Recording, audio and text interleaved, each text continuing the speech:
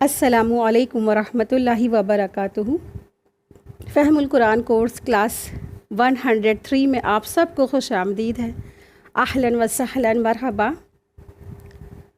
رسول اللہ صلی اللہ علیہ وسلم فرماتے ہیں، خیرکم من تعلم القرآن وعلمہ، کہ تم سب میں بہترین سے بہترین لوگ وہ ہیں جو قرآن سیکھتے ہیں اور سکھاتے ہیں۔ یعنی اس تمام دنیا میں بہت سارے لوگ بہت سارے کام کر رہے ہوتے ہیں، لیکن ان سب میں سب سے جو بہترین لوگ وہ ہوتے ہیں جو قرآن سیکھ رہے ہوتے ہیں، ٹھیک ہے، اور پھر وہ ہیں جو قرآن سکھا رہے ہوتے ہیں۔ تو یہ اللہ کے بہترین بندے ہوتے ہیں جن کے بارے میں رسول اللہ صلی اللہ علیہ وسلم نے خود کہا ہے کہ خیرکم من تعلم القرآن وعلمہ۔ اللہ تبارک تعالیٰ سے دعا ہے کہ اللہ سبحانہ و تعالیٰ ہم سب کا پڑھنا پڑھانا، یہاں وقت لگانا اپنے یہاں اسے قبول فرمائے اور ہم سب کے والدین کی درجات کی بلندی کا باعث بن جائے، آمین یا رب العالمین۔ نحمدہ و نصلی علی رسولہ الکریم، اما بعد، فاعوذ باللہ من الشیطان الرجیم، بسم اللہ الرحمن الرحیم۔ رب اشرح لی صدری ویسر لی امری واحلل عقدۃ من لسانی یفقہوا قولی، ربی زدنا علما، ربی یسر ولا تعسر وتمم بالخیر وبک نستعین، آمین یا رب العالمین۔ سورہ انفال کی آیت نمبر 1 دیکھیں۔ آج کا ہمارا لیسن ہے سورہ انفال آیت نمبر 1 to 20۔ آیت نمبر 1 دیکھیے۔ بسم اللہ الرحمن الرحیم۔ یسألونک عن الانفال قل الانفال للہ والرسول فاتقوا اللہ واصلحوا ذات بینکم واطیعوا اللہ ورسولہ ان کنتم مؤمنین۔ آپ سے غنیمتوں کے بارے میں پوچھتے ہیں، آپ کہہ دیجئے کہ غنیمتیں اللہ اور اس کے رسول کی ہیں، اس لیے اللہ کا ڈر رکھو اور آپس میں جو بہترین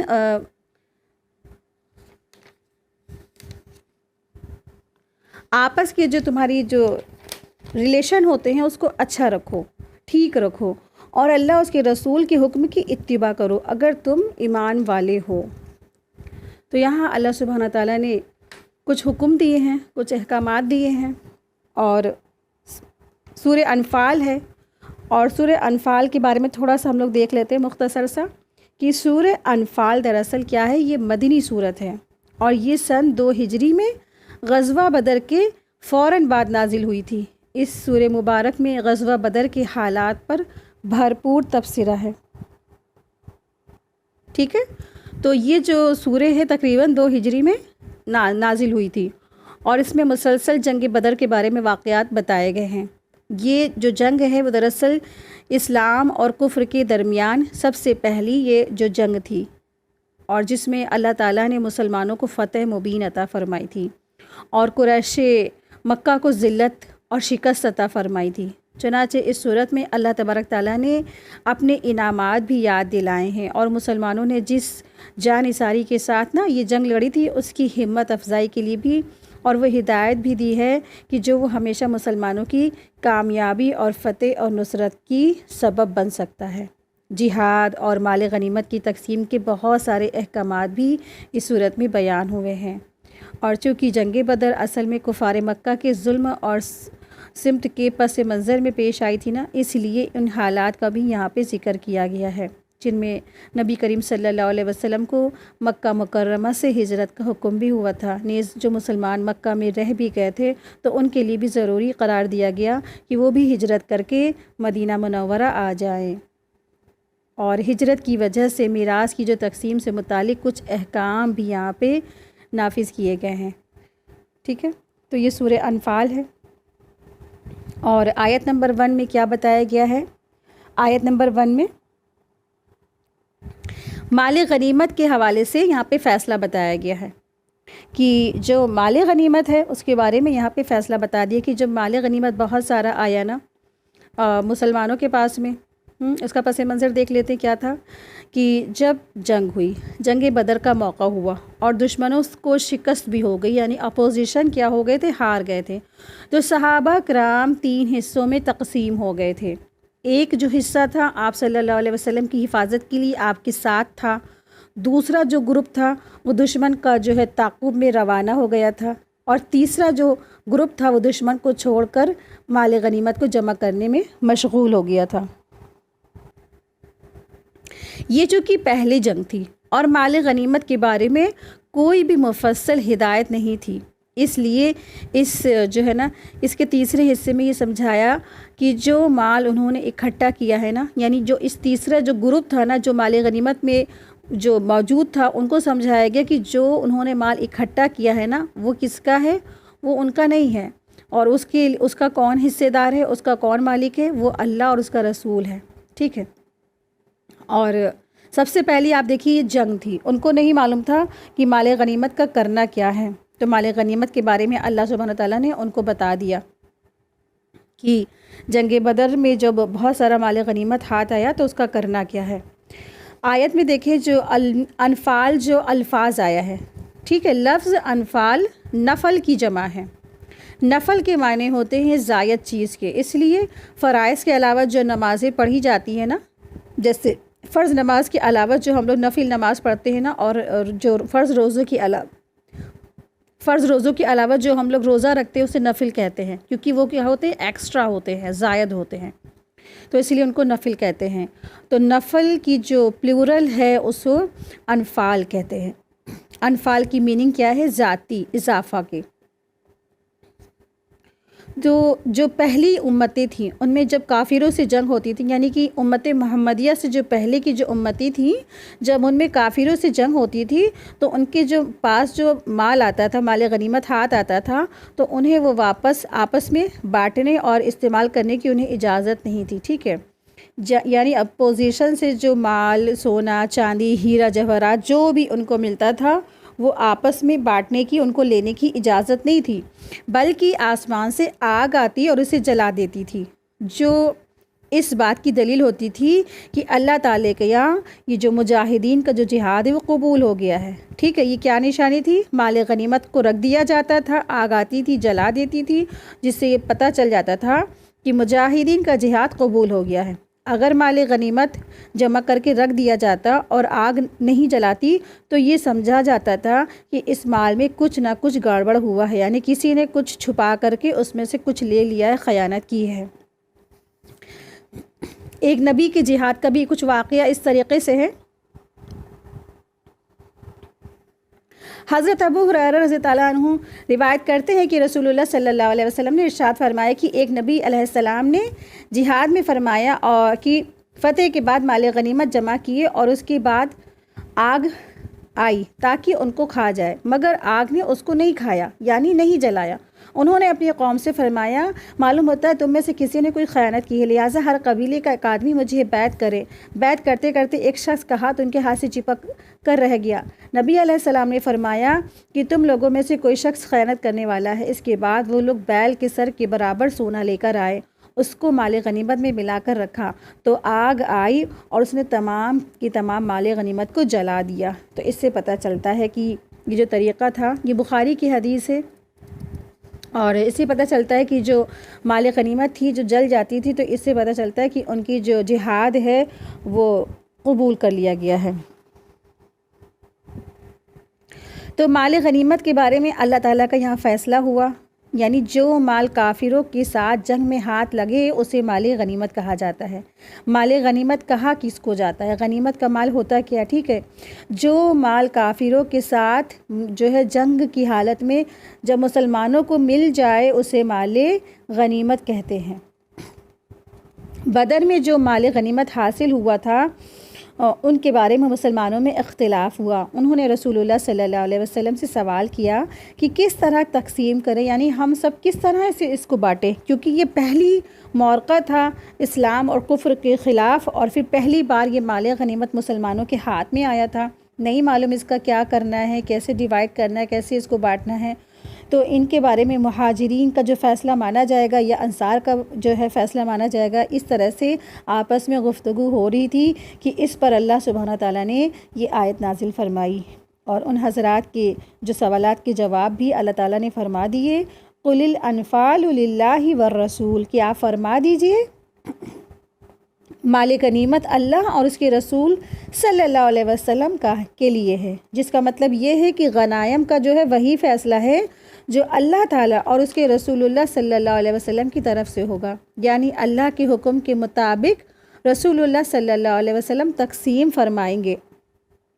اس کے بارے میں کسی کی کوئی رائے کی کوئی دخل نہیں ہے، ٹھیک ہے، کسی کی بھی کوئی رائے کی کوئی دخل نہیں ہوگا۔ چنانچہ بعد میں ان کی تقسیم کا طریقہ بتا دیا جو آیت کریمہ میں ہے، آگے ہم لوگ پڑھیں گے وَاعْلَمُوا أَنَّمَا غَنِمْتُم مِّن شَيْءٍ، آیت میں آگے انشاءاللہ آئے گا۔ تو یہاں ارشاد فرمایا کہ اللہ سے ڈرنے کا حکم دیا نا، یہاں پہ اللہ سبحانہ تعالیٰ فرما رہے ہیں فَاتَّقُوا اللَّهَ وَأَصْلِحُوا، ٹھیک ہے، کہ تم ڈرو اللہ سے اور اپنی اصلاح کر لو اپنے آپس میں۔ تو یہاں پہ 3 باتوں کا حکم فرمایا گیا ہے اس آیت میں۔ پہلی بات کا یہاں کیا حکم ہے کہ اللہ سے ڈرو، دوسرا یہ کہ اپنے آپس کے جو تعلقات کو درست رکھو، آپس میں جو ریلیشن شپ ہے ایک دوسرے سے، مسلمان کی جو ریلیشن ہے اس کو درست رکھو، بہترین رکھو، احسن رکھو۔ تیسرا یہ ہے کہ اللہ تعالیٰ کی اور اس کے رسول اللہ صلی اللہ علیہ وسلم کی اطاعت کرو، پیروی کرو۔ یہ تینوں نصیحت ایسی ہیں کہ ان پر عمل کرنے سے آخرت میں ضرور کامیابی ملے گی۔ آیت نمبر 2 دیکھیں۔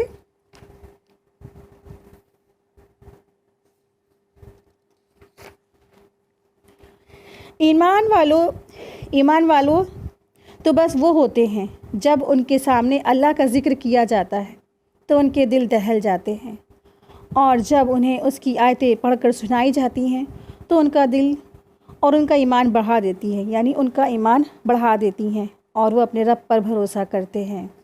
بہت خوبصورت آیت ہے، بہت پیاری سی آیت ہے۔ انما المؤمنون الذين اذا ذكر الله وجلت قلوبهم واذا تليت عليهم آياته زادتهم ایمانا وعلى ربهم يتوکلون۔ ایمان والوں کی یہاں پہ صفت بتائی گئی ہے کہ ایمان والے کیسے ہوتے ہیں۔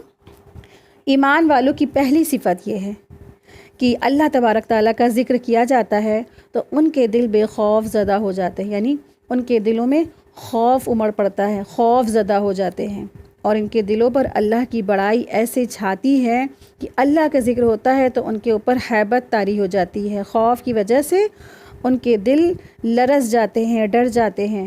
مومن بندے اللہ تعالیٰ کی طرف توجہ کرتے ہیں، وہ اللہ کو یاد کرتے ہیں، اللہ کی یاد سے ان کے دلوں کو اطمینان ہوتا ہے، اور جب ان کے سامنے اللہ کی آیات پڑھی جاتی ہیں، اللہ کا ذکر آتا ہے تو اللہ تعالیٰ کی عظمت جلالت کی وجہ سے ان کے دلوں میں خوف پیدا ہو جاتا ہے۔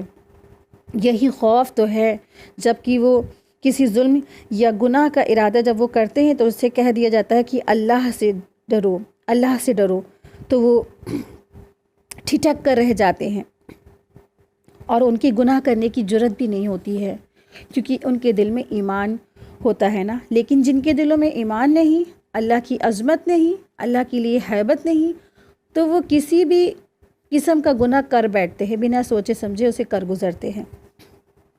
تو ایمان والوں کی پہلی صفت کیا ہے کہ ان کے سامنے جب اللہ کا ذکر کیا جاتا ہے وجلت قلوبہم، تو ان کے دل لرز جاتے ہیں، ڈر جاتے ہیں۔ وَإِذَا تُلِيَتْ عَلَيْهِمْ آیاتہ، جب ان کے سامنے اللہ کی آیات تلاوت کی جاتی ہے، آیاتہ زادتہم ایمانا، تو وہ آیات ان کی ایمان کو اور زیادہ کر دیتے ہیں۔ تو اہل ایمان کی دوسری صفات کیا ہے؟ دوسری صفات یہ بیان فرمائی گئی کہ ان پر اللہ تعالیٰ کی جب آیات پڑھی جاتی ہے، یعنی ان کو سنائی جاتی ہے، تو ان کے سننے سے ان کا ایمان بڑھ جاتا ہے، یعنی نور ایمان میں اور ترقی ہو جاتی ہے، جس سے ان کی عمل اور اچھی طرح ہوتے ہیں، اور جس سے اچھے عمل کی طرف ان کی توجہ زیادہ ہو جاتی ہے اور گناہوں سے ان کو نفرت ہو جاتی ہے۔ ان کی تیسری صفت یہاں بیان کی گئی آیت نمبر 2 میں کہ کیا ہے وہ اپنے رب پر بھروسہ کرتے ہیں۔ وَعَلَىٰ رَبِّهِمْ يَتَوَکَّلُونَ، یہ ان کی تھرڈ صفات ہے، تھرڈ کوالٹیز ہے کہ وہ اپنے رب پر یقین کرتے ہیں، بھروسہ کرتے ہیں۔ توکل اہل ایمان کی بہت بڑی صفت ہوتی ہے۔ اپنے سب کاموں پہ اللہ پر بھروسہ کرتے ہیں، چاہے وہ ظاہری اسباب اختیار کریں اور اپنے ظاہری اسباب اختیار کرتے ہوئے بھی اللہ تعالیٰ ہی پر نظر رکھنا اور یقین کرنا کہ اللہ تعالیٰ ہی ہمارا رازق ہے اور ہم اس کے ہر فیصلے پر راضی ہیں، اس کی ہر قضا اور قدر پر ہم راضی ہیں۔ یہ اہل ایمان کی عظیم صفت ہوتی ہے کہ وہ توکل علی اللہ کرتے ہیں، یعنی اسباب تو اختیار کرتے ہیں لیکن بھروسہ صرف اللہ پہ کرتے ہیں۔ یعنی یہ نہیں کہا جا رہا کہ آپ بنا اسباب کے، بنا کسی کچھ کرے آپ توکل علی اللہ کریں۔ جیسے مثال کے طور پر اب انسان سوچے کہ ہم تو اللہ پہ توکل کرتے ہیں، اللہ پہ بھروسہ کرتے ہیں، تو ہمیں جاب کی کیا ضرورت ہے، اللہ تو ہم کو کھلا دے گا۔ تو نہیں، ایسا نہیں کہا جا رہا۔ انسان اپنے ہاتھ پیر چلائے، اسباب اختیار کرے، نکل کے باہر جائے، روزی تلاش کرے، پھر جو ہے جب اسباب اس نے اختیار کر لیا، اب کیا ہے اس کو اللہ پر توکل کرنا ہے کہ اللہ اسے ضرور رزق عطا فرمائے گا۔ تو یہ توکل علی اللہ ہوتا ہے، لیکن ساتھ ہی انسان کو اسباب بھی اختیار کرنے ہوتے ہیں۔ آیت نمبر 3 دیکھیں، الذین یقیمون الصلاۃ ومما رزقناہم ینفقون۔ وہ لوگ ہیں جو نماز کو قائم کرتے ہیں اور اللہ نے جو رزق دیا ہے اس میں سے وہ خرچ کرتے ہیں، اللہ تعالیٰ کے دیے ہوئے مالوں میں سے وہ خرچ کرتے ہیں۔ ان مومنین کی جو صفات بتائی جا رہی ہیں یہاں پہ، وہ چوتھی صفات یہاں بیان کی گئی ہے کہ وہ نماز قائم کرتے ہیں۔ پانچویں صفت یہ ہے کہ وہ اللہ کے دیے ہوئے رزق میں سے وہ خرچ کرتے ہیں۔ جسمانی عبادت میں سب سے بڑی عبادت کیا ہے؟ نماز ہے۔ قرآن مجید میں نماز کے ساتھ مالی عبادت کا بھی بار بار ذکر فرمایا ہے۔ آیت نمبر 4 دیکھیں، اولئک ھم المؤمنون حقا لہم درجات عند ربہم ومغفرۃ ورزق کریم۔ تو یہی لوگ سچے مومن ہیں، ان کے لیے ان کے رب کے پاس درجات ہیں اور مغفرت ہے اور رزق کریم ہے۔ اس میں پہلی بات تو یہ بتائی گئی ہے کہ جن حضرات کا اوپر ذکر ہوا نا، وہ سچے مومن ہیں اور ان کے لیے درجات، مغفرت اور رزق کریم کی بشارت دی گئی ہے۔ یعنی جو اللہ کے مومن بندے ہیں نا، یہاں پہ ان کے انعام کے بارے میں بتایا گیا ہے کہ ایسے مومنوں کے لیے کیا ہے، جو بھی جن کے اندر بھی یہ ساری کی ساری پانچوں صفات ہوں گی نا، تو ان کے اللہ تبارک تعالیٰ آخرت میں کیا درجات کی بلندی فرمائیں گے، ان کا جو ہے اللہ کے یہاں بہترین ان کو انعامات سے نوازا جائے گا۔ رسول اللہ صلی اللہ علیہ وسلم نے فرمایا، جنت میں 100 درجے ہیں اور ان درجات کے درمیان آپس میں اتنا فاصلہ ہے جتنا آسمان اور زمین کے درمیان ہے۔ ان میں فردوس سب سے اعلیٰ درجہ ہے، اسی سے جنت کی 4 نہریں جاری ہیں اور اس کے اوپر اللہ تعالیٰ کا عرش ہے۔ سو جب تم اللہ سے سوال کرو تو فردوس کا سوال کرو۔ یہ مشکات کی حدیث مشکات میں پیج نمبر 496 ہے، ٹھیک ہے۔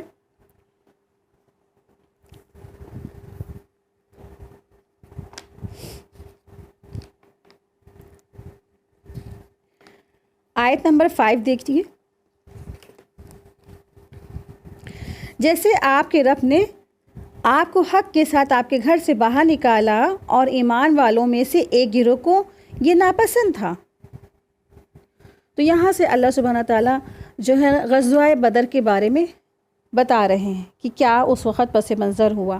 تو تھوڑا سا ہم لوگ اس کے بارے میں دیکھ لیتے ہیں کہ یہاں پہ کیا اس کا پس منظر ہوا۔ آیت نمبر 5 سے دیکھیں، آیت نمبر 5 سے آیت نمبر 8 تک کی بدر کے جو قبل جو مشورات ہوئے اس کا ذکر ہے، یعنی کہ جنگ بدر کا جب موقع تھا نا، اس سے پہلے جو ان کے آپس میں مشورے ہوئے، جو باتیں ہوئی، ان کا ذکر ہے۔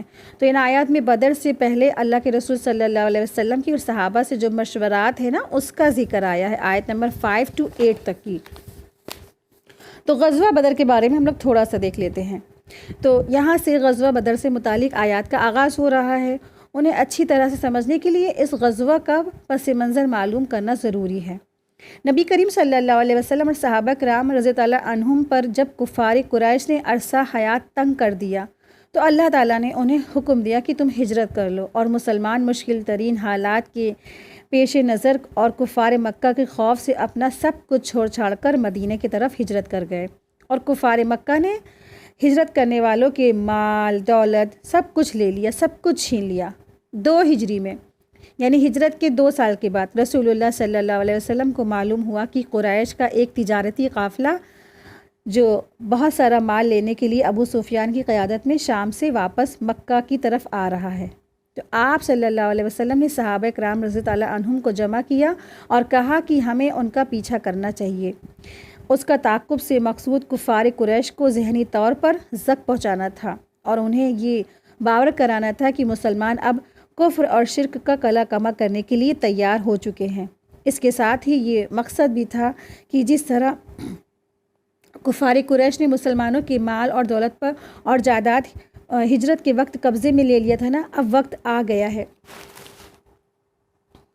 دیکھیے جیسے جب جو ہے نا، مثال کے طور پہ جب ہندوستان پاکستان ڈویژن ہوا، جو پاکستان چلے گئے اور جن کی پراپرٹی یہاں تھی، کیا ہوا، یہاں کی گورنمنٹ نے لے لی نا، چھین لی نا۔ اسی طریقے سے آپ سمجھیں کہ وہاں بھی جب اللہ کے رسول صلی اللہ علیہ وسلم صحابہ جب ہجرت کر کے گئے تو ان کی پراپرٹیز تھی، باغات تھے، مال تھے، سب کچھ تھا، سب کچھ ان لوگ نے چھین لیا، صرف اپنی اپنی جانوں کو بچا کے وہ لوگ گئے وہاں سے۔ تو اب کیا تھا، تو اللہ سبحانہ تعالیٰ نے ان کو حکم دیا کہ تم کیا کرو، اب جو یہ ابو سفیان کا قافلہ آ رہا ہے نا، اس کے بارے میں اللہ سبحانہ تعالیٰ نے ان کو انفارم دیا۔ اب آپس میں مشورے ہو رہے تھے۔ تو دراصل جب مسلمانوں کے مال دولت اور جائیداد پر جب ہجرت کے وقت نا انہوں نے کفار مکہ نے قبضہ کر لیا، اب وہ وقت آ گیا کہ ہم ان کا مال اپنے مالوں کے عوض چھین لیں، یعنی انہوں نے ہمارا مال چھینا تو ہم بھی ان کا مال چھین لیں گے۔ چنانچہ رسول اللہ صلی اللہ علیہ وسلم اور 300 اور کچھ صحابہ کو لے کر اس قافلے کے تعاقب کے لیے روانہ ہوئے۔ ٹھیک ہے، 313 یعنی کہ 313 تقریباً ان کی جو تعداد تھی۔ ادھر ابو سفیان کو معلوم ہو گیا کہ نبی کریم صلی اللہ علیہ وسلم قافلے کا پیچھا کر رہے ہیں، تو اس نے فوراً اہل مکہ کو خبر پہنچا دی اور اہل مکہ فوراً ہی 1000 کا لشکر لے کر قافلے کی حفاظت اور مسلمانوں کے مقابلے کے لیے روانہ ہو گئے۔ ابو سفیان اپنا قافلہ لے کر دائیں طرف جو ہے سمندر کے کنارے کی طرف نکل گیا اور قریش کا جو لشکر تھا مقام بدر پر پہنچ گیا۔ تو بدر ایک جگہ کا نام ہے مکہ جو سعودی عرب میں ہے، تو وہاں پر یہ ان کا لشکر کفار قریش کا لشکر پہنچ گیا۔ اس طرح اللہ تبارک تعالیٰ نے بغیر جو ہے سابقہ میعاد کے مسلمانوں اور کافروں کو ایک دوسرے کے مقابلے میں لا کھڑا کیا، یعنی پہلے سے کوئی پلاننگ نہیں تھی، کوئی انہوں نے یہ نہیں سوچا کہ ہم جنگ کرنے جا رہے ہیں، اور لیکن یہ سب اللہ تعالیٰ نے یہ اللہ کی تدبیر تھی تاکہ حق اور باطل کا فیصلہ ہو جائے اور مسلمانوں کو ان کے اولین جانی دشمن پر غلبہ عطا ہو جائے۔ اس طرح اللہ تعالیٰ نے اپنے رسول کو ان کے گھر یعنی مدینہ سے اسلام اور مسلمانوں کی مصلحت کی خاطر نکالا، جسے اللہ ہی جانتا تھا۔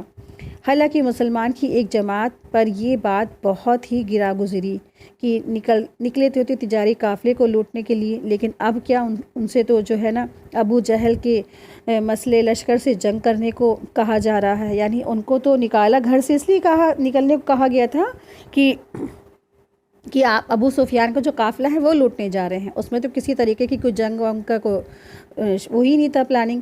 لیکن جب نکل آئے اس راہ میں اور ابو سفیان کا قافلہ لوٹنے، لیکن ابو سفیان کا تو قافلہ چلا ہی گیا، لیکن اب کیا ہے، اب جنگ کرنی پڑے گی، مٹ بھیڑ کرنی پڑے گی۔ جن کے پاس نہ تلوار ہے، نہ کھانے کو تھا، نہ پینے کو تھا، اب ان سے کہا جا رہا ہے کہ آپ جنگ کریں، تو بہت سارے صحابہ کو اس میں ناگوار گزرا۔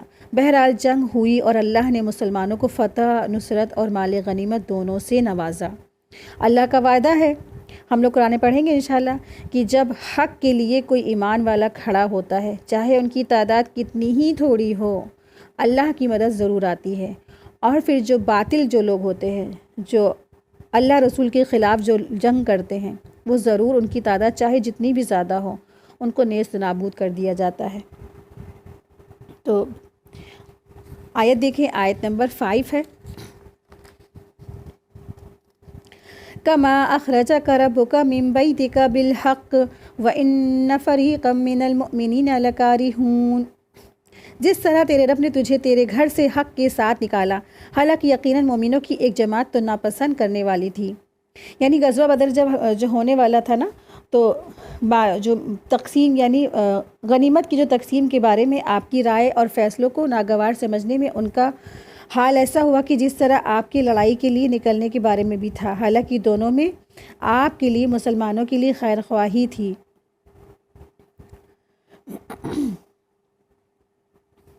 تو گویا جب ان پر یہ بات واضح ہو گئی کہ یہ جو جنگ ہو کر ہی رہے گی، تو مومنوں میں سے بہت سارے وہ جو لوگ تھے وہ رسول اللہ صلی اللہ علیہ وسلم سے کیا کرنے لگے، جھگڑنا شروع کر دیا انہوں نے، اور وہ کہنے لگے دشمن کے مقابلہ کرنے کے لیے جو ہے نا وہ ناپسند کرتے ہیں کہ گویا ان کو ان کے دیکھتے ہوئے موت کی طرف ڈھکیلا جا رہا ہے، یعنی کہ ان کو ایسا محسوس ہو رہا تھا کہ جیسے ان کو موت کے منہ میں ڈھکیل دیا جا رہا ہے۔ حالانکہ یہ رویہ ان کو زیب نہیں دیتا تھا، خاص طور پر جب ان پر واضح ہو گیا کہ ان کا جو گھر سے نکلنا حق پر مبنی ہے، یہ اللہ تعالیٰ کا حکم ہے اور اس پر وہ راضی رہیں۔ آپ دیکھیے جو پیور صحابہ تھے، جو بالکل پیور صحابہ تھے، انہوں نے تو چور کی نہ چرا کیا، انہوں نے کہا اے اللہ کے رسول، آپ جہاں جہاں ہم کو جانے کا حکم دیں گے ہم آپ کے پیچھے پیچھے چلے جائیں گے، آپ سمندر کے اندر تہہ تک جانے کو کہیں گے ہم وہاں تک آپ کے پیچھے چلے جائیں گے، ہم آپ سے چور کہیں گے نہ چرا کہیں گے، ہم بنی اسرائیل کی طرح نہیں کہیں گے جیسے بنی اسرائیل نے موسیٰ علیہ السلام سے کہا تھا اے موسیٰ آپ جائیں، آپ کا رب جائیں، آپ لوگ جا کے وہاں پہ لڑیں، جب عمالقہ وہاں پہ خالی کر دے گا تب ہم لوگ وہاں پہ جائیں گے، ہم ایسا آپ سے نہیں کہیں گے۔ تو اس طرح سے صحابہ نے بہت بہترین صحابہ تھے۔ ہاں، جنہوں نے اعتراضات کیے تھے، کہا جاتا ہے کہ شاید یہ لوگ منافقین تھے اور وہ صرف اور صرف فائدوں کے لیے اسلام میں تھے، یا ان کا جو ایمان تھا نیا نیا ایمان تھا، اتنا وہ میچورڈ نہیں ہوئے تھے، اتنا پختگی ان کے ایمان میں نہیں آئی تھی، تو کچھ صحابہ تھے جنہوں نے اعتراضات کیا تھا۔ آیت دیکھیں، آیت نمبر 6 ہے یجادلونک فی الحق بعد ما تبین کانما یساقون الی الموت وهم ینظرون۔ وہ تجھ سے حق میں جھگڑتے تھے اس کے بعد کہ وہ صاف ظاہر ہو چکا تھا، جیسے انہیں موت کی طرف ہانکا جا رہا ہو اور اب وہ دیکھ رہے تھے، یعنی ان کو جو جنگ میں جانا ایسا محسوس ہو رہا تھا کہ جیسے ان کو موت کے منہ میں ڈھکیلا جا رہا ہے۔ آیت نمبر دیکھیں، آیت نمبر 7 اِذْ يَعِدُكُمُ اللَّهُ إِحْدَى الطَّائِفَتَيْنِ أَنَّهَا لَكُمْ وَتَوَدُّونَ أَنَّ غَيْرَ ذَاتِ الشَّوْكَةِ تَكُونُ لَكُمْ وَيُرِيدُ اللَّهُ أَن يُحِقَّ الْحَقَّ بِكَلِمَاتِهِ وَيَقْطَعَ دَابِرَ الْكَافِرِينَ۔ اور جب اللہ تم سے دو گروہوں میں سے ایک کا وعدہ کر رہا تھا تو یقیناً وہ تمہارے لیے ہوگا، اور تم چاہتے تھے کہ جو کاٹنے والا نہیں وہ تمہارے لیے، اور تم چاہتے تھے کہ جو کاٹنے والا نہیں وہ تمہارے لیے ہو، اور اللہ چاہتا تھا کہ حق کو اپنی باتوں کے سامنے سچا کر دے اور کافروں کی جڑ کو کاٹ دے۔ آیت دیکھیں، آیت 8 تاکہ حق کو حق ہونا اور باطل کو باطل ہونا ثابت کر دے، چاہے مجرموں کو کتنا ہی ناگوار ہو۔ ٹھیک ہے، تو یہ اللہ تعالیٰ نے اہل ایمان کے ساتھ ساتھ وعدہ فرمایا تھا کہ وہ ان دو گروہوں یعنی تجارتی قافلہ ابو جہل کے لشکروں میں اسے ایک مقابلے میں ان کو فتح سے نوازے گا۔ مسلمانوں نے اپنی تنگ دستی کی وجہ سے تجارتی قافلے کے ملنے کو پسند کیا، لیکن قافلے والوں کے پاس طاقت بھی زیادہ نہ تھی۔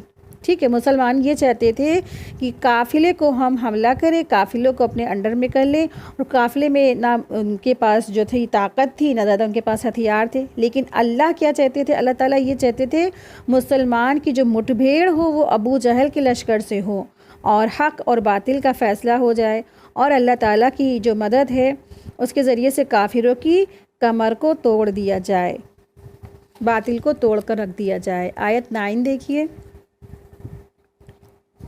یاد کرو جب تم اپنے رب سے فریاد کر رہے تھے، اس نے تمہاری پکار سن لی، میں 1000 فرشتوں سے تمہاری مدد کروں گا جو تمہارے ساتھ ہوں گے۔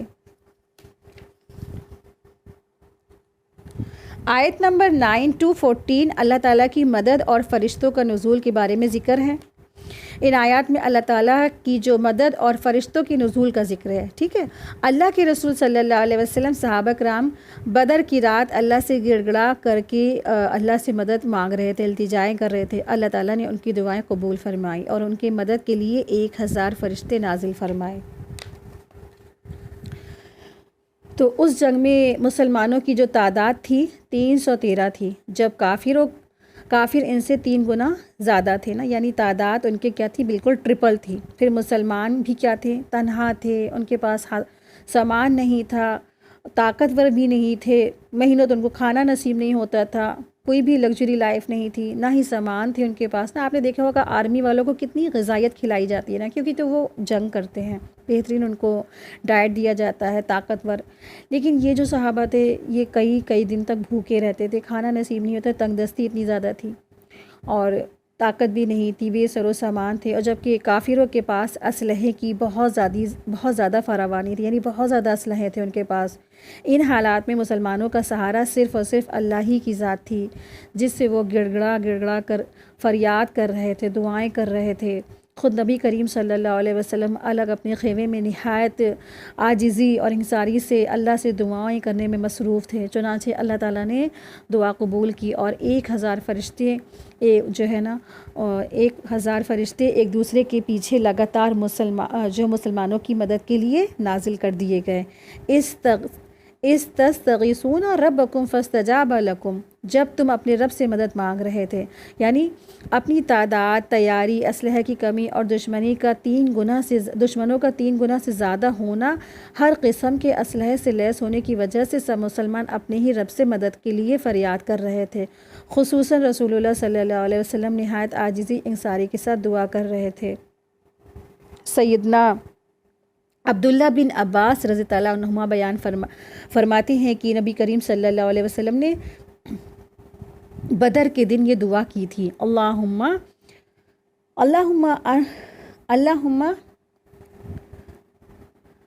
انشدک عہدک و وعدک اللہم ان شئت لم تعبدو. اے اللہ میں تجھ سے تیرے عہد اور تیرے وعدے کا واسطہ دیتا ہوں، اگر تو چاہے کہ یہ کافر آج غالب ہوں تو پھر مسلمانوں کے ختم ہو جانے کے بعد تیری عبادت نہیں ہوگی. اس پر سیدنا ابو بکر صدیق رضی اللہ عنہ نے آپ کا ہاتھ تھام لیا اور عرض کی: بس اب کافی ہے اللہ کے رسول. انی ممدکم بألف من الملائکۃ مردفین، یعنی ایک دوسرے کے پیچھے یعنی پے در پے آنے والے فرشتے. سیدنا عبداللہ بن عباس رضی اللہ عنہما بیان کرتے ہیں کہ رسول اللہ صلی اللہ علیہ وسلم نے بدر کے دن فرمایا: یہ جبریل ہیں، یہ جبریل پہنچے ہیں، اپنے گھوڑے کا جو ہے سر تھامے ہوئے ہیں اور جو لڑائی کے ہتھیار بھی زیب تن کیے ہوئے ہیں. یعنی کہ جبریل آئے ہیں اور اپنے گھوڑے کا سر بھی تھامے ہیں اور ساتھ ہی ساتھ وہ ہتھیار بھی ان کے پاس ہیں بہت سارے. ٹھیک ہے، تو آپ دیکھیں کہ ایک ہی فرشتے کافی تھے نا، اور اللہ نے کتنے بھیجے؟ 1000. اور یہاں تک کہ جبریل امین جو معزز اور جسے کہتے ہیں کہ بڑے فرشتے ہیں، تو بڑے فرشتوں میں سے جبریل امین، اور وہ ہتھیار لے کر آئے ہیں. آپ دیکھیں آپ کو جو کوئی چیز دکھتی نہیں ہے، اور جو چیز دکھتی نہیں ہے وہ تو ایک کافی ہے، اور یہاں تک کہ اللہ تعالیٰ نے 1000 فرشتے بھیج کے مدد کی ہے نا. تو یہی ہوتا ہے جب انسان حق پر ہوتا ہے نا تو اس کا مددگار اللہ ہوتا ہے. آیت 10 دیکھیے. اور اللہ تعالیٰ نے صرف اس لیے کیا کہ یہ ایک بشارت ہو اور تاکہ تمہارے دلوں میں اس سے اطمینان ہو جائے، اور مدد تو بس اللہ ہی کے یہاں سے ہوتی ہے. بے شک اللہ زبردست اور حکمت والا ہے. یعنی فرشتوں کا جو نزول تو صرف خوشخبری اور تمہارے دلوں کے اطمینان کے لیے تھا، ورنہ جو اصل مدد ہے نا وہ اللہ ہی کی طرف سے ہوتی ہے، جو فرشتوں کے بغیر بھی تمہاری مدد کر سکتا ہے. فرشتوں کا جو نزول، فرشتوں کی جو گنتی بتانا، دراصل یہ کیا تھا؟ صرف مسلمانوں کے دلوں کو اطمینان ہو جائے. اصل مدد تو کس کی ہوتی ہے؟ اللہ کی ہی ہوتی ہے نا. تو یہ فرشتوں کا بھیجنا بھی اللہ کی ہی مدد تھی. آیت 11 دیکھیں. جب کہ وہ اپنی طرف سے راحت دے کر تمہیں اونگ سے ڈھانک رہا تھا اور وہ آسمان سے تم پر پانی برسا رہا تھا تاکہ اس کے ذریعے تمہیں اچھی طرح پاک کر دے اور تم سے شیطانی وسوسوں کو دور کر دے اور تاکہ مضبوط کر دے تمہارے دلوں کو اور اس کی وجہ سے تمہارے قدموں کو جما دے. اس آیت میں اللہ تبارک تعالیٰ نے صحابہ کرام رضی اللہ عنہم پر اپنے ایک اور انعام کا ذکر کیا ہے، اور وہ یہ ہے کہ اللہ تعالیٰ نے جنگ سے پہلے والی جو رات میں نا مسلمان پر گہری نیند طاری کر دی، جس سے انہیں سکون ملا، اور اللہ نے ان کے دلوں سے دشمنوں کا رعب نکال دیا تھا. بعض مفسرین نے کہا ہے کہ مسلمانوں پر یہ اونگ میدان بدر میں بھی طاری ہوئی تھی. آیت دیکھیں، آیت 12. جب تمہارا رب فرشتوں کی طرف وحی کر رہا تھا کہ میں تمہارے ساتھ ہوں تو تم ایمان والوں کو تسلی دو کہ جمے رہیں، میں کافروں کے دلوں میں ابھی رعب ڈالے دیتا ہوں تو تم ان کی گردنیں مارو اور ان کے پور پور چوٹ لگاؤ۔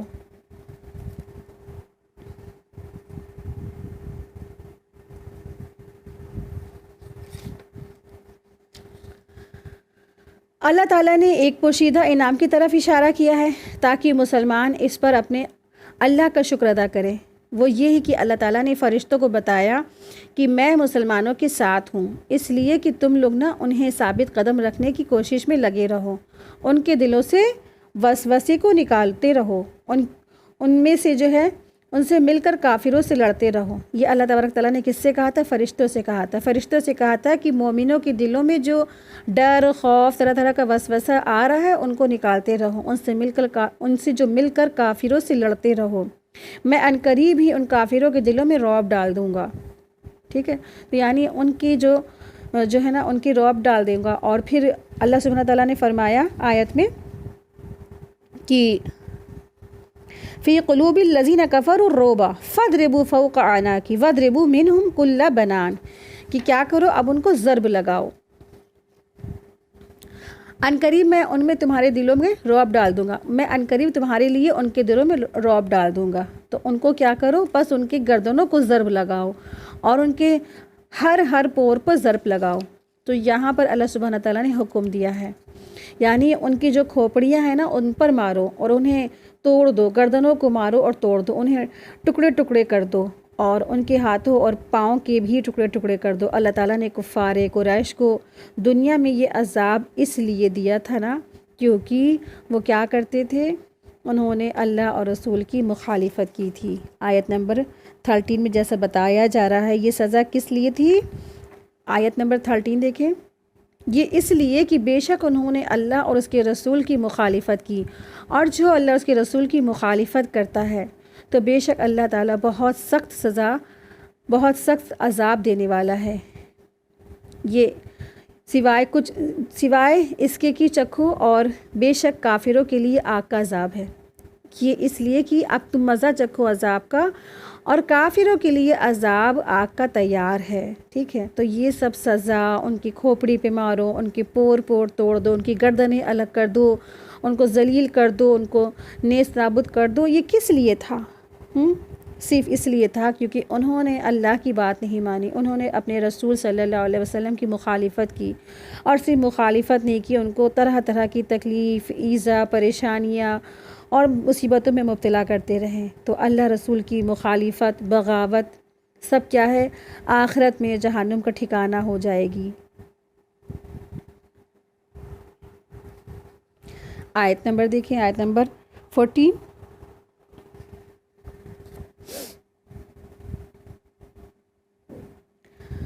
آیت نمبر 14، یہ تو تم لوگوں چکھو اور یہ جان رکھو کہ کافروں کے لیے دوزخ کا عذاب ہے۔ آیت نمبر 15 ہے، آیت دیکھیں، آیت نمبر 15، یا ایھا الذین آمنوا اذا لقیتم الذین کفروا زحفا فلا تولوہم الادبار، اے لوگوں جو ایمان لائے ہو، جب تم ان لوگوں سے جنہوں نے کفر کیا ہے ایک لشکر کی صورت میں ملو تو ان سے پیٹ نہ پھیرو۔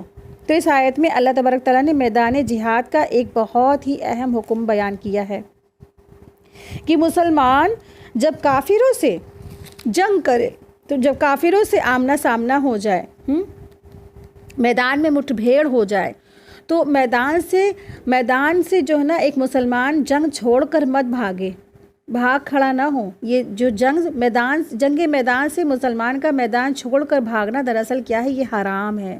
جو شخص ایسا کرے گا وہ اللہ کے غضب کا مستحق ہوگا اور جہنم اس کا ٹھکانہ ہوگا، اس لیے کہ کبھی ایک مجاہد کی بزدلی پورے لشکر کا شکست بن سکتی ہے، کیونکہ کوئی مجاہد، کوئی جہاد کرنے والا ہے، اس نے پیٹ پھیرا تو اس کی وجہ سے پورے لشکر کا جو شکست کا وجہ بن سکتی ہے۔ اسی لیے منع کر دیا گیا کہ کسی کو بھی جنگ سے پیٹ پھیرنے کی کوئی ضرورت نہیں ہے۔ نبی کریم صلی اللہ علیہ وسلم یہ دعا پڑھا کرتے تھے، اللہم انی اعوذ بک من الہم والحزن والعجل والکسل والجبن والبخل والدلع الدین वग़लबत अर्रिजाल। ए अल्लाह मैं फ़िक्र, गम से, अजिज़ और थकान से, थक जाने से, बुज़दिली और बुख़ल से और कर्ज़ के बोझ से और लोगों के गलबे से तेरी पनाह तलब करता हूँ। ये सुबह शाम के अस्कार में आप लोग पढ़ा करें, ठीक है। और आप देखें कि ये जो है ना, हम समझ रहे हैं कि ये हुक्म उस वक्त का हमारे लिए कोई हुक्म नहीं है, तो दरअसल आप समझिए कि ये हुक्म आम है। ये हुक्म सिर्फ जंग बदर में ही नहीं बल्कि ये क्या है, सारे मुसलमानों पर हमेशा हमेशा के लिए हुक्म आम है। जब भी किसी जंग में अगर शामिल होने जा रहा है इंसान, कभी भी किसी जंग से पीठ फेर कर मत भागे। तो आयत नंबर 15 और 16 में दौरान जंग मुसलमानों के लिए इम्पॉर्टेंट हिदायत दी गई है। इन आयत में अल्लाह तबारक तआला ने मुसलमानों को हुक्म दिया है कि जब दुश्मन से मैदान में जो है मुठभेड़ हो जाए तो हरगिज़ वहाँ से भागना इख्तियार ना करना, पीठ फेर कर भागना मत, ठीक है। आयत देखें, आयत नंबर 16 है, और जो कोई इस दिन से अपनी पीठ फेरेगा, जो कोई इस दिन उनसे पीठ अपनी फेरेगा तो माँ सिवा उसके जो जलाई के लिए पैतरा बदलने वाला हो या किसी जमात की तरफ जगह लेने वाला हो तो यकीनन वो अल्लाह के गज़ब के साथ लौटा और उसका ठिकाना जहन्नम है और वो लौटने की बुरी जगह है। तो इस आयत में जो अल्फाज है मुतहर्रिफन लिलक़िताली और मुतहय्यिज़न इला फ़िआतिन, तो ये बहुत इम्पॉर्टेंट है। इन दो चीज़ों के लिए अल्लाह तबारक तआला ने रुख्सत दे दी है। बस ये दो चीज़ों की वजह से क्या है, ये कर सकते हैं, बस इसके अलावा वहाँ से पीठ नहीं फेर सकते हैं। आइए देखिए इसके मतलब क्या है। तो आयत में जो पीठ फेरने से मना कर दिया है सिवाय दो सूरतों के, सिवाय दो सूरतों से इससे मुस्तस्ना है। एक है तहर्रुफ, मुतहर्रिफन जो अल्फाज है ना उसे तहर्रुफ कहते हैं। तहर्रुफ की और दूसरी तहय्युज़ की यहाँ पे इजाज़त दी गई है। तहर्रुफ के माने हैं कि एक तरफ फिर जाना, ठीक है। तहर्रुफ के माने हैं एक तरफ फिर जाना, यानी लड़ाई में जंगी चाल के तौर पर या दुश्मन को धोखा देने के गर्ज से लड़ता लड़ता एक तरफ जो है हटता चला जाए। दुश्मन ये समझे कि शायद ये शिकस्त हो गया है और भाग रहा है, लेकिन फिर वो है एकदम से पैतरा बदल ले कि अचानक से दुश्मन पर वो हमला कर दे। ये पीठ फेरना नहीं है बल्कि जंगी चाल है जो बाज़ दफ़ा ज़रूरी और फ़ायदेमंद भी होती है। तो यहाँ पे जो तहर्रुफ है ना इसकी इजाज़त दी गई। फिर तहय्युज़ देखते हैं, तहय्युज़ में क्या आता है। मुतहय्यिज़न या मुतहय्यिज़न की तुम्हें इजाज़त है, तो मुतहय्यिज़न तहय्युज़ के माने हैं कि मिलने और पनाह लेने के हैं। कोई मुजाहिद लड़ता लड़ता तन्हा रह जाए तो मैदान जंग से एक तरफ हो जाए ताकि वो अपनी जमात की तरफ पनाह हासिल करे और उसकी जो मदद से दोबारा हमला भी करे। ये दोनों सूरतें जायज़ हैं। उनके अलावा कोई शख्स मैदान जंग से पीठ फेरेगा तो उसके लिए सख्त वईद है। आयत 17 to 19 फ़ैसला कुन शय अल्लाह की मदद है, ठीक है। फ़ैसला कुन शय अल्लाह की मदद है। इन आयात में आगाह किया गया है कि बज़ाहिर कुफ़ार को मुसलमानों ने कत्ल किया है लेकिन दर हकीकत उन्हें अल्लाह ने कत्ल किया है। आयत देखते हैं, आयत नंबर 17। बस तुमने उन्हें कत्ल नहीं किया है और लेकिन अल्लाह ने उन्हें कत्ल किया है, और तूने नहीं फेंका जबकि तूने फेंका और लेकिन अल्लाह ने फेंका, और ताकि वो मोमिनों को इनाम अता करें और अपनी तरफ से अच्छा इनाम। बेशक अल्लाह सब कुछ जानने वाला है और सब कुछ सुनने वाला है, और अल्लाह सब कुछ जानने वाला है। आयत नंबर 18 देखें। बात यह है कि और यकीनन अल्लाह काफिरों की खुफिया तदबीर को कमज़ोर करने वाला है। यानी ग़ज़वा बदर की सारी सूरत हाल तुम्हारे सामने रख दी गई और जिस तरह अल्लाह ने तुम्हारी वहाँ मदद फरमाई थी ना, उसकी एक्सप्लेनेशन के बाद तुम्हें ये नहीं समझ लेना चाहिए कि काफिरों का कत्ल ये तुम्हारा कारनामा है, नहीं, बल्कि ये अल्लाह और उसकी मदद का सिला है, मदद का नतीजा है जिसकी वजह से तुम्हें ये ताकत हासिल हुई। इसलिए कि दरअसल उन्हें कत्ल करने वाला दरअसल अल्लाह है। ग़ज़वा बदर ही में अल्लाह के रसूल सल्लल्लाहु अलैहि वसल्लम ने कंकरियों की एक मुट्ठी भर काफिरों की तरफ फेंकी थी, जिसे एक तो अल्लाह ताला ने काफिरों के मुंहों और आँखों तक पहुँचा दिया। आप देखें, हम अगर छोटी सी मुट्ठी में भरते हैं, हाथ में मुट्ठी में मिट्टी भरते हैं, तो क्या हमारी जो हाथों की मिट्टी है कितनी फुट तक जा सकती है? बस थोड़ी सी फुट है ना, 2 फुट या 10 फुट, मीलों फुट तो नहीं जा सकती है ना। तो इसे पहुंचाने वाला उनकी तरफ कौन था? अल्लाह तबारक ताला था। और दूसरे इससे ये भी तासीर पता پیدا فرمائی کہ اس نے ان کی آنکھوں کو چوندیا دیا، یعنی کہ جب رسول اللہ صلی اللہ علیہ وسلم نے جو مٹی پھینکی تھی نا مٹھی بھر، تو اس سے کیا ہوا، ان کی جو مشرکین مکہ کی آنکھیں ساری کی ساری چوندیا گئی، ان کو کچھ سجھائی نہیں دیتا تھا۔ یہ معجزہ بھی جو اس وقت اللہ تعالیٰ کی مدد سے ہوا تھا۔ اللہ تعالیٰ فرما رہے ہیں کہ اے پیغمبر، کنکریاں بے شک آپ نے پھینکی تھی، لیکن اس میں تاثیر ہم نے پیدا کی تھی۔ اگر ہم اس میں تاثیر پیدا نہ کرتے تو یہ کنکریاں کہاں گر سکتی تھی، کیسے جا سکتی تھی نا، اس لیے یہ بھی دراصل ہمارا ہی کام ہے، نہ کہ تمہارا، ٹھیک ہے۔ آیت نمبر دیکھیں، آیت نمبر 19، اور اگر تم فیصلہ چاہو تو یقیناً تمہارے پاس فیصلہ آ چکا ہے، اگر باز آ جاؤ تو تمہارے لیے بہتر ہے، اور اگر تم دوبارہ کرو گے تو ہم دوبارہ کریں گے، اور تمہاری جماعت ہرگز تمہارا کچھ کام نہیں آئے گی، خواہ بہت زیادہ ہو، اور کہ بے شک اللہ تعالیٰ ایمان والوں کے ساتھ ہے۔ ابو جہل جو بہت بڑے جو رؤسائے قریش نے مکہ سے نکلتے وقت اللہ سے دعا کی تھی، یا اللہ ہم میں سے جو تیرا زیادہ نافرمان ہے نا اور قطع رحم کرنے والا ہے، کل کو اسے ہلاک کر دے تو اپنے طور پر وہ مسلمانوں کو قطع رحم اور نافرمان سمجھتے تھے، اس لیے اس قسم کی انہوں نے دعا کی۔ اب جب اللہ نے مسلمانوں کو فتح نصیب فرمائی تو اللہ تعالیٰ نے ان کافروں سے کہا کہ تم فتح یعنی حق اور باطل کے درمیان فیصلہ طلب کر رہے تھے، تو وہ تو فیصلہ تمہارے سامنے آ چکا ہے، اس لیے اب تم کافروں سے باز آ جاؤ تو تمہارے لیے بہتر ہے، اور اگر تم دوبارہ مسلمانوں کے مقابلے میں آؤ گے تو ہم بھی دوبارہ ان کی مدد کو کریں گے، یعنی مدد کریں گے، اور تمہاری جماعت کثرت کے باوجود تمہارے کوئی کام نہیں آئے گی، یعنی جس کا مددگار اللہ ہو اور اس کی تعداد، اس کی اپوزیشن کی تعداد چاہے جتنی زیادہ ہو نا، تو وہ نہیں جیت سکتی ہے۔ آیت نمبر 20 دیکھیں، اے لوگو جو ایمان لائے ہو، اللہ اور اس کے رسول کا حکم مانو اور اس سے منہ نہ پھیرو، جب کہ تم سن رہے ہو۔ تو مسلمانوں کو تلقین ہو رہی ہے کہ جب تمہیں کسی معاملے میں اللہ کے رسول صلی اللہ علیہ وسلم کا حکم مل جائے تو اس کے خلاف کسی کی بات مت سنو، بلکہ اسی کا حکم مانو، اسی کی اطاعت کرو۔ وَأَنْتُمْ تَسْمَعُونَ، اور تم سنتے تو ہو، کا مطلب یہ نہیں ہے کہ جب تم سن رہے ہو نا تو اس وقت اسے منہ نہ پھیرو، اور دوسرا اوقات میں بے شک اس سے منہ پھیر لو، بلکہ مطلب یہ ہے کہ تم ہر وقت اللہ کے احکام اور قرآن اور حدیث کی صورت میں سنتے ہی رہو۔ اگر نہ سنا ہو یا علم نہ ہو تو عذر ہو سکتا ہے، مگر جب حکم سن لیا اور پھر بجا لانا پھر ایمان والوں کو زیب نہیں دیتا، یعنی کہ جب حکم سن لیا اور اس کو نہ بجائے انسان نہ حکم مانے تو یہ ایمان والوں کو زیب نہیں دیتا، شوبھا نہیں دیتا، ٹھیک ہے۔ اسی کے ساتھ ہی آج کی ہماری کلاس مکمل ہوئی۔ وآخر دعوانا ان الحمدللہ رب العالمین، سبحانک اللہم و بحمدک، اشہد ان لا الہ الا انت، استغفرک و اتوب الیک۔ السلام علیکم ورحمۃ اللہ وبرکاتہ۔ جزاکم اللہ خیرا کثیرا۔